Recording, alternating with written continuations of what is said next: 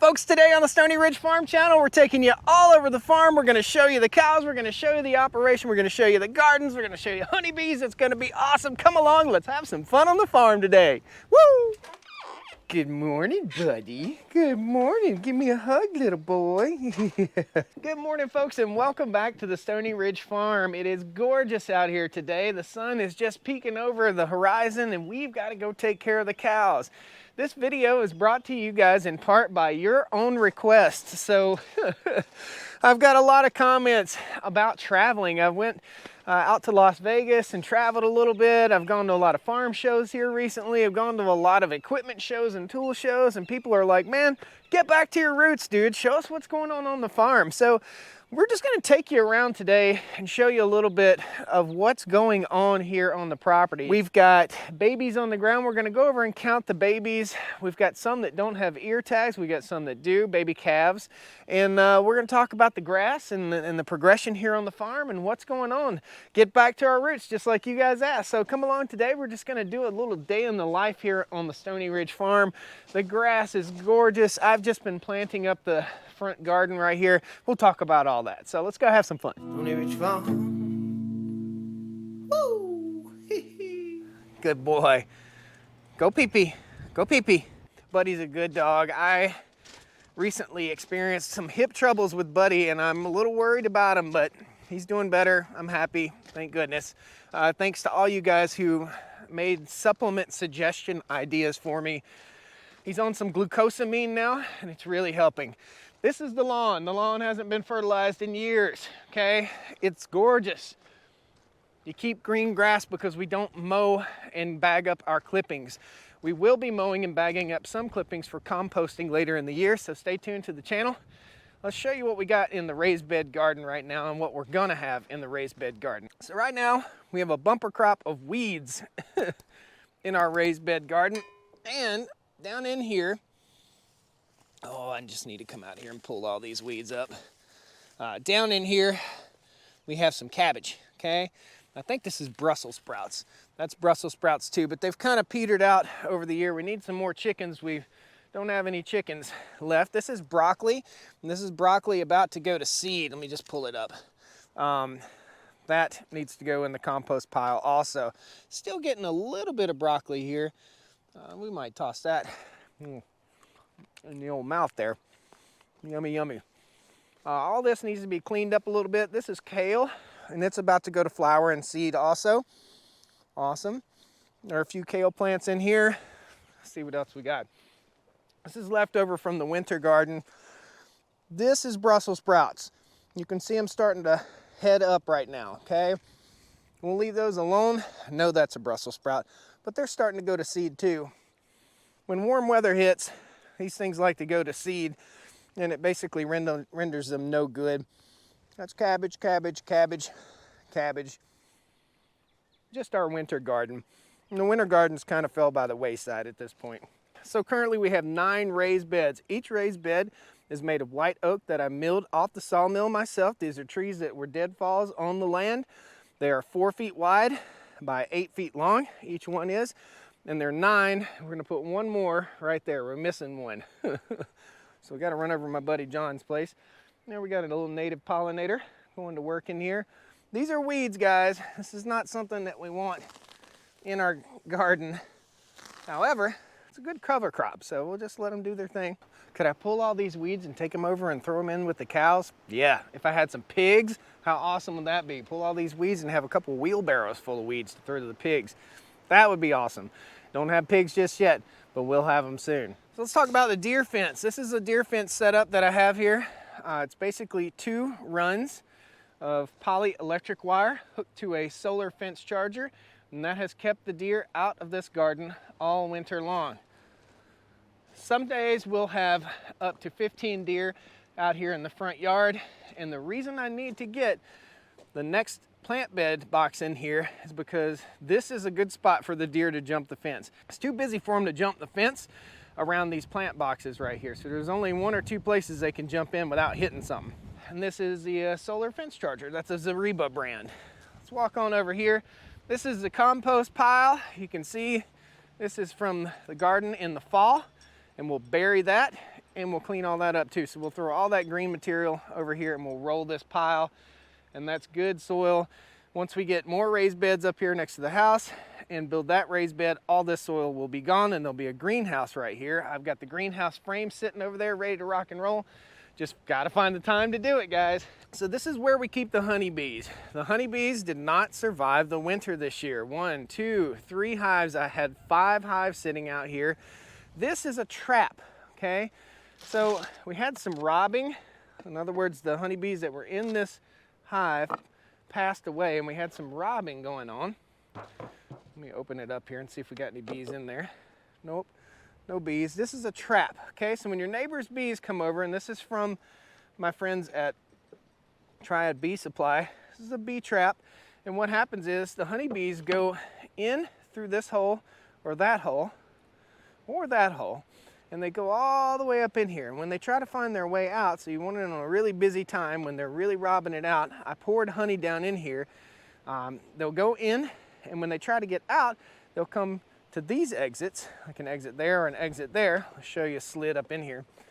And they can't figure out how to get out of the hive. And what that does is it takes your neighbor's bees who are being jerks, and you close that down, we close that down, and guess what?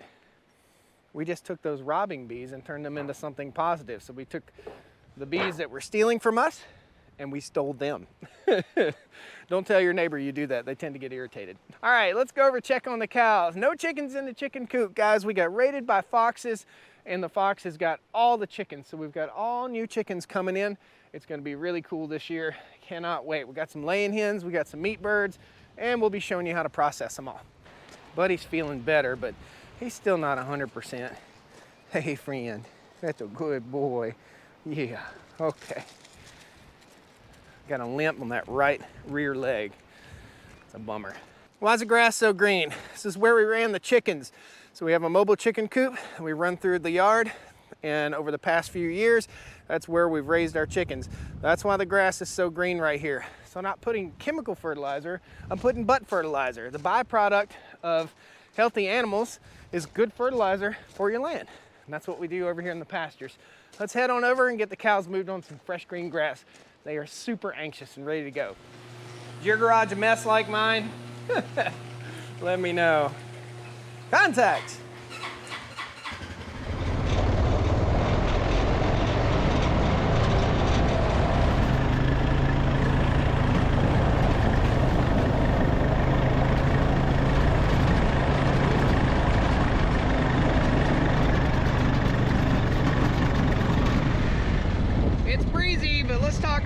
Real quick. This is the Eggmobile, okay? This is where our chickens will be housed. This is an automatic chicken coop door. Open this guy right here. Inside here, we've got a lot of manure. I need to get that manure out and get it spread on the land here. But for now, this lives over here on this side of the farm. These are called roll out nest boxes. They are from Hen Gear, and I bent one the other day. Hen Gear has their own little proprietary latch system. I just put some magnets on here. I ran into the gate. We don't have any eggs in here. There are no chickens over here right now. But we do need to clean this guy out just a little bit. And that's some chicken poop on my finger. I nailed the gate when I came through not too long ago. So again, that's the Eggmobile. This is something that's going to move in behind the cows after they come off of whichever pasture they've been on, and that's so the chickens can scratch through the manure pats. You don't see any manure pats around this hardly. They basically scratch through all of them and retrieve the bugs and the worms, and they put down that good butt fertilizer that we like so much on the farm. So let's go over. I've got to grab a reel so I can reel up some wire, and the cows are right over the hill and they are going to be super anxious to move. As soon as we get over there, we got to work really fast because they will jump over the fence if we don't watch it.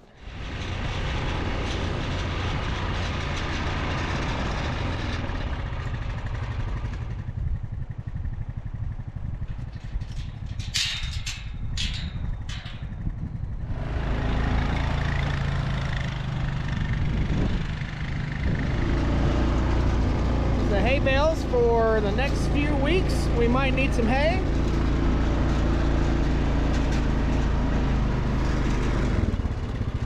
All right, this is our bale unrolling ATV here on the farm. This is dedicated, it stays over in the pasture until we're all out of hay and springtime is fully hit. Then I switch. So I get off of that machine and I ride this machine for the rest of the summer. This is called the Greg Judy Bale Unroller. It's available at greenpasturesfarm.net. My good friend Greg Judy has come up with this design. Low impact, that's what this is all about. Lightweight machines, not compacting the pastures, and this is for unrolling hay out on the fields. The cattle have been over here for days and days and days, and you can see the grass is really green right now. We got about 2 inches of rain last night. They have grazed the snot out of this. This is a sacrifice paddock. The whole side of the farm here is being sacrificed right now, just so we don't overgraze the rest of the farm over here. Grab this guy.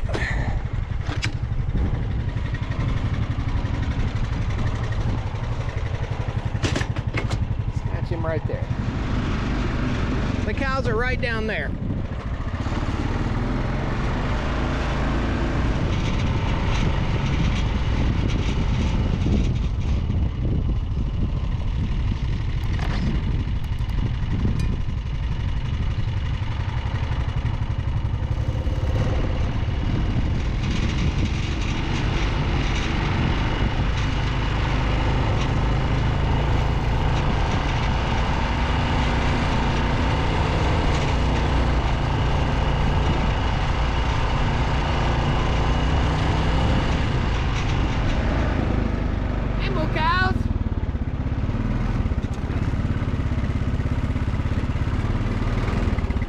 Gonna be windy today. Man, I'm gonna say the wind's whipping at about 30 miles an hour. As soon as I walked out the door, it started kicking off.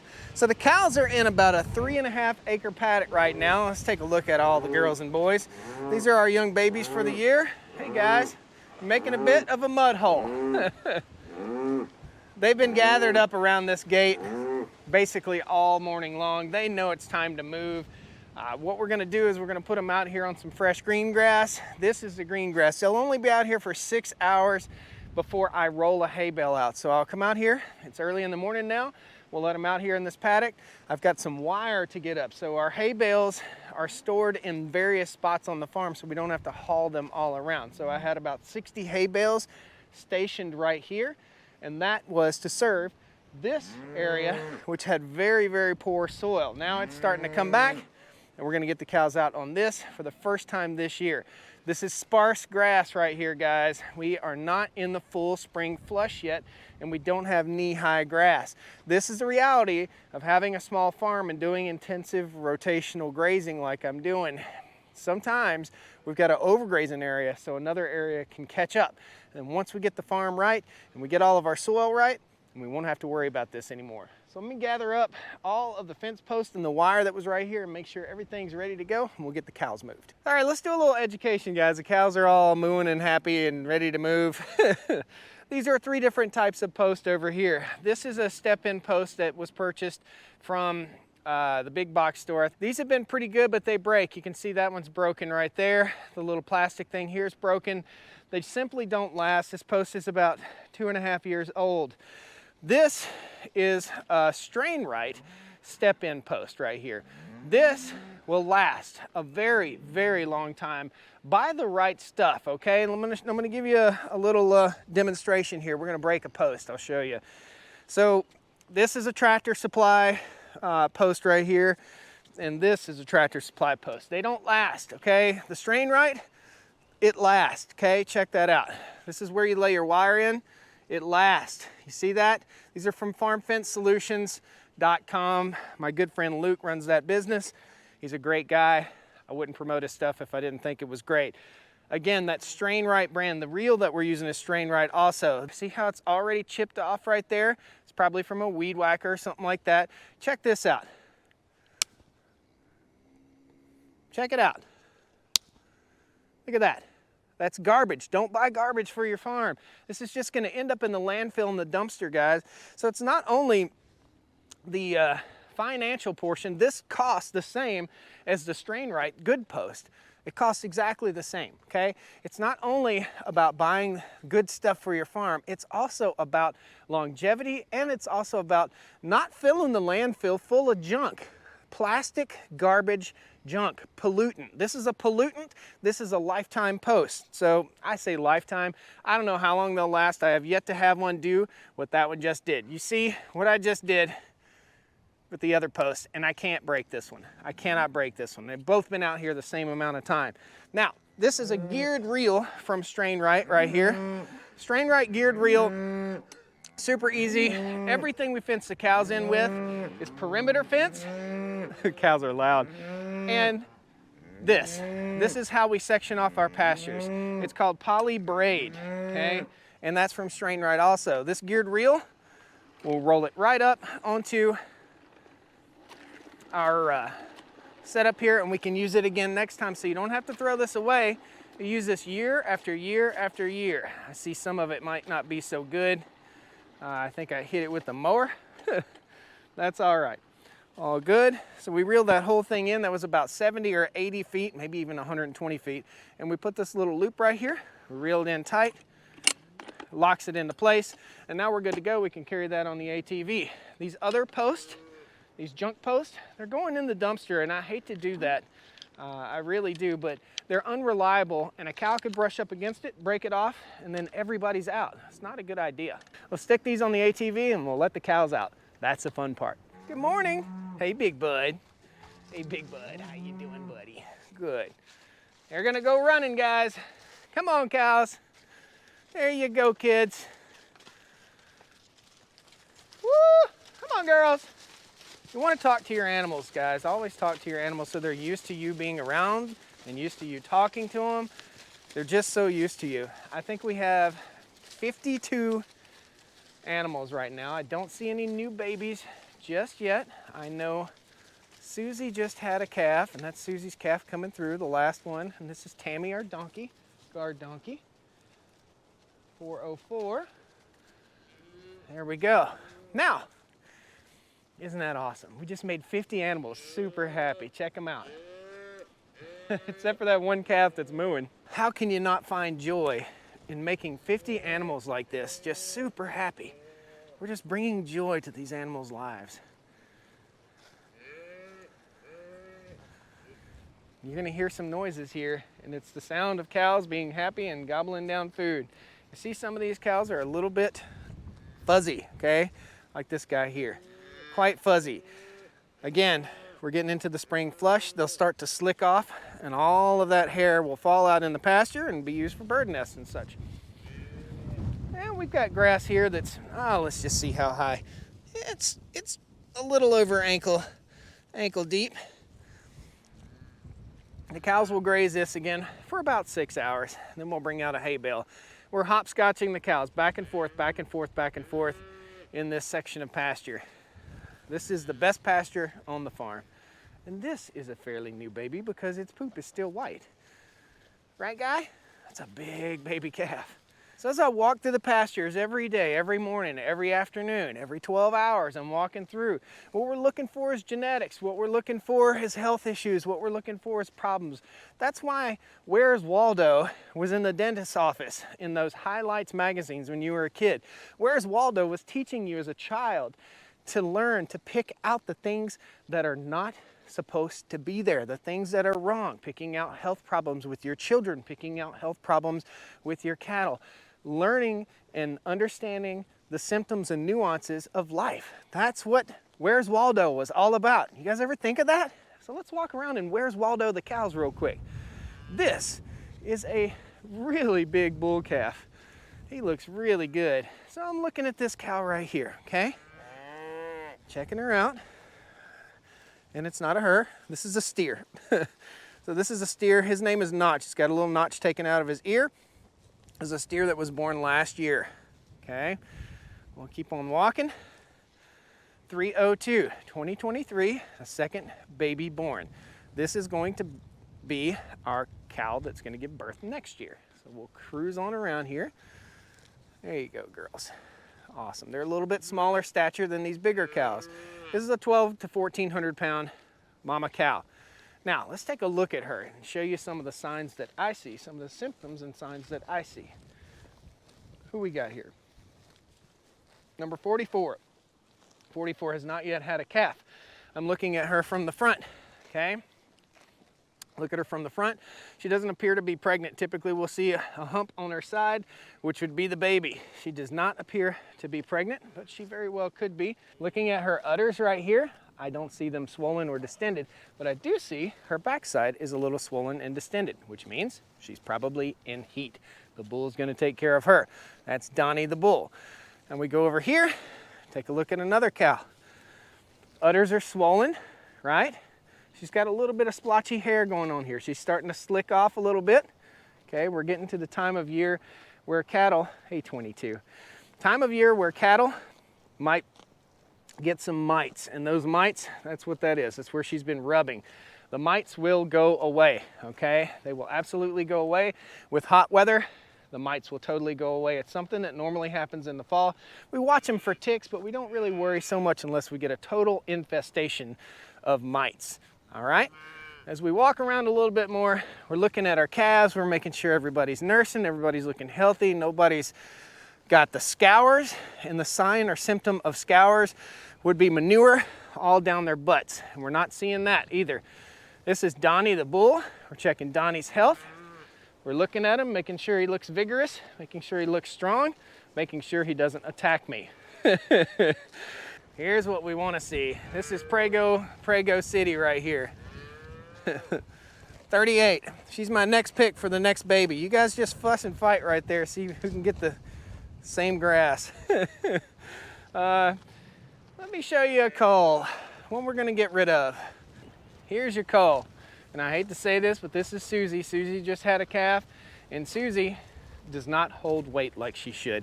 You can see she's fairly bony. We can see some ribs in here. Susie's had the same food that this big old fat cow has had. Susie doesn't have the genetics that we want to keep on the farm. And I hate to say that, she's a sweet cow, but she's got to go, guys. Any of these cows at this point that aren't fat have to go. They just need to go. So in the fall, we just keep a list. And in the fall, we don't want to pass those genetics on throughout the farm, throughout the years. We want only grass genetic beef. So as I'm inspecting the cows, I'm watching them for limps. I'm watching them for infected teats. I'm watching them for ticks. I'm watching them for any kind of mites, splotchy places on their hair. I'm observing their hair, whether they're shedding off their winter coat and slicking off is what we call it. I'm observing all the stuff, whether they have scours or a wet butt, so we call it. Whether putting the cows on green grass like this has caused them to get diarrhea. I mean, that's just what it does. So you have to take your cattle and you have to slowly acclimate them to green grass, okay guys? If you don't slowly acclimate your cattle to green grass, they will get the scours, and every cow's butt will be covered in manure. That's what we call the scours, that's what we call the wet butt, and that is not what we have here, so we've done the right thing. We've slowly transitioned them from grass to hay, grass to hay, grass to hay, and then once we run out of hay and we get in the spring flush, we'll have plenty of grass. We won't have to worry about the scours, and the cows will just swell up.